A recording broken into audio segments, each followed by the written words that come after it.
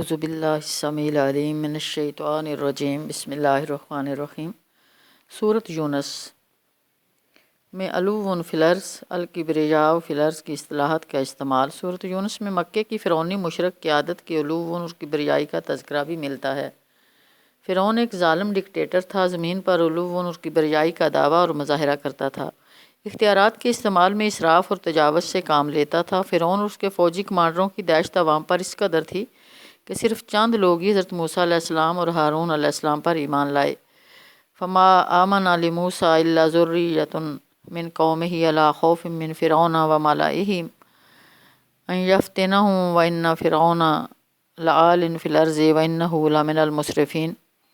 آیت 83۔ فرعون نہ صرف ظالم ڈکٹیٹر تھا بلکہ کئی خداؤں کو ماننے والا مشرک بھی تھا اور آباء و اجداد کے رسم و رواج پر سختی سے کاربند تھا۔ فرعون اور اس کے کمانڈروں نے حضرت موسیٰ اور ہارون علیہ السلام سے صاف کہہ دیا کہ ہم آپ دونوں پر ہرگز ایمان نہیں لائیں گے، آپ دونوں ہمیں آبائی رسم و رواج سے ہٹانا چاہتے ہیں اور زمین پر اپنی بڑائی اور کبریائی قائم کرنا چاہتے ہیں۔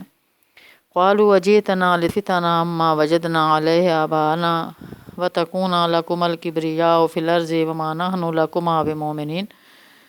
78۔ سورۃ یونس میں لفظ مجرمین کے استعمال کی معنویت۔ سورۃ یونس میں مجرم مشرکین مکہ کو ہی دلائل سے سمجھایا گیا کہ اللہ تعالیٰ مجرمین کو کسی بھی وقت ہلاک کر سکتا ہے۔ تاریخ شاہد ہے کہ اللہ تعالیٰ نے اس کے رسولوں کی واضح تعلیمات پر ایمان نہ لانے والی ظالم اور مجرم قوموں کو ہلاک کر کے رکھ دیا۔ وَلَقَدْ أَهْلَكْنَا الْقُرُونَ مِنْ قَبْلِكُمْ لَمَّا ظَلَمُوا وَجَاءَتْهُمْ رُسُلُهُم بِالْبَيِّنَاتِ وَمَا كَانُوا لِيُؤْمِنُوا كَذَلِكَ نَجْزِي الْقَوْمَ الْمُجْرِمِينَ۔ آیت 13۔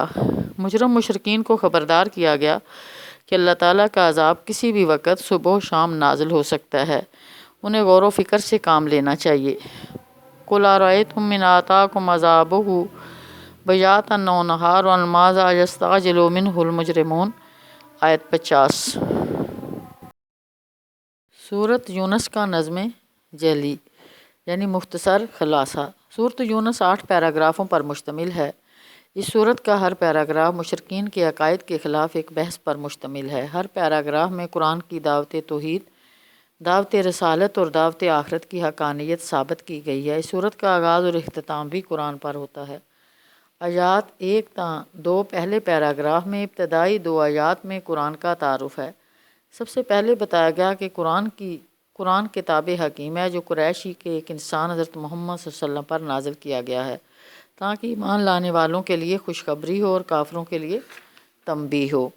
اس کے بعد کافروں کے اس الزام کا ذکر ہے کہ انہوں نے آپ صلی اللہ علیہ وسلم کو ساحر یعنی جادوگر قرار دیا۔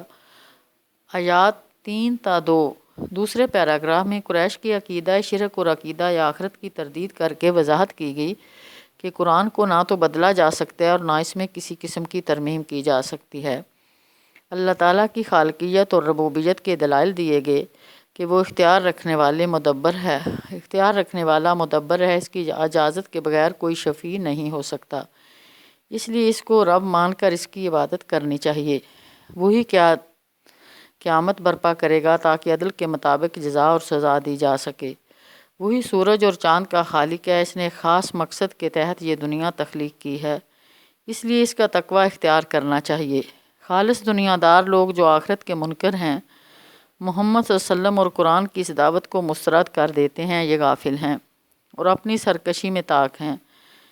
ان مصرفین کے لیے دنیا خوشنما بنا دی گیا ہے، لیکن ان مجرمین کو تاریخی ہلاکت اقوام سے سبق لینا چاہیے کہ ہلاکت کے بعد اللہ تعالیٰ دوسری قوموں کو خلیفہ بنا دیتا ہے۔ منکرین آخرت صلی اللہ علیہ وسلم سے مطالبہ کرتے ہیں کہ خالص توحید کی دعوت دینے والے قرآن کو یا تو بدل دیجئے یا پھر اس قرآن میں ترمیم کر لیجئے۔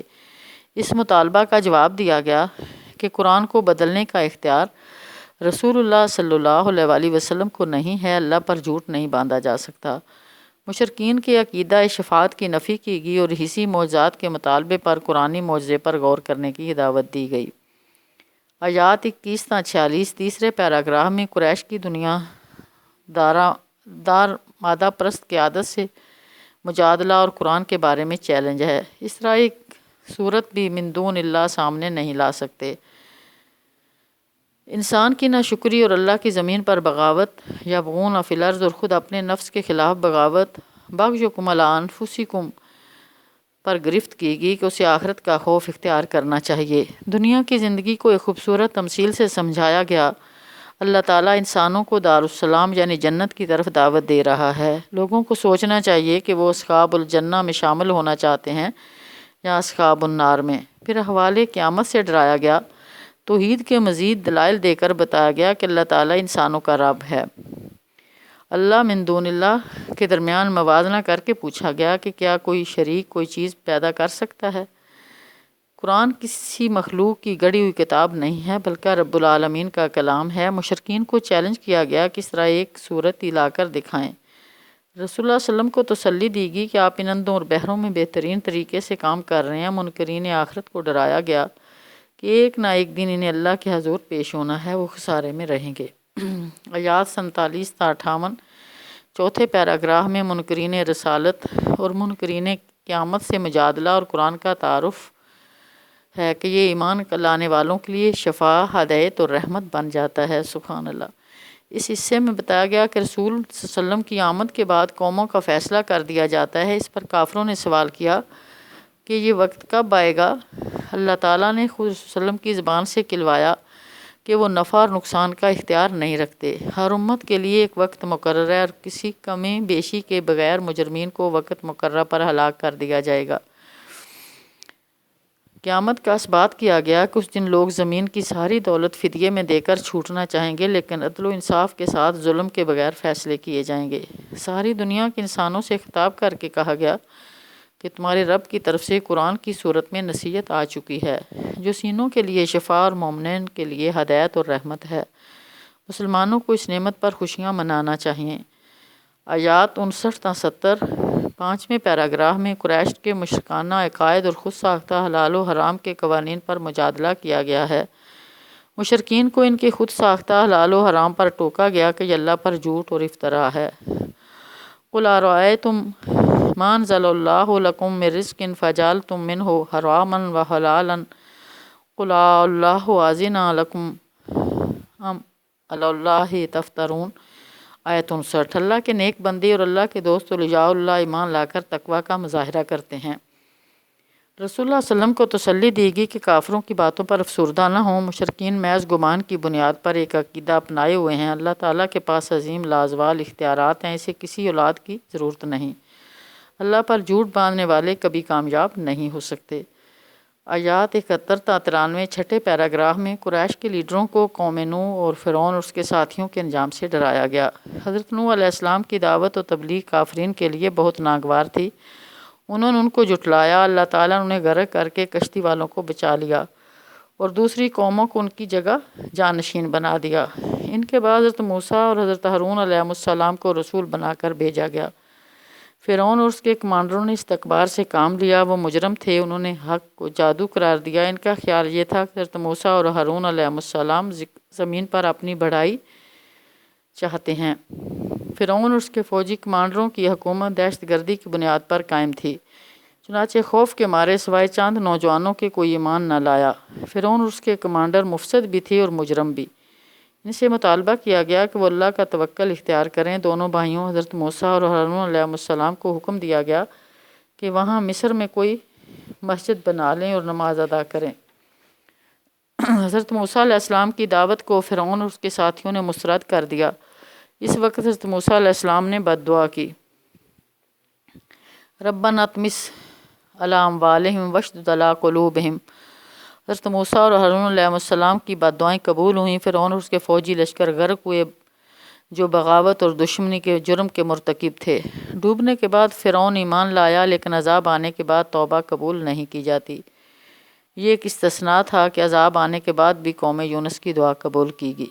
قرآن کا معجزہ۔ قرآن کا یہ ایک بڑا زندہ معجزہ ہے کہ فرعون کی لاش تقریباً 3300 سال گزر جانے کے باوجود 1300 سال قبل مسیح سے آج تک محفوظ ہے۔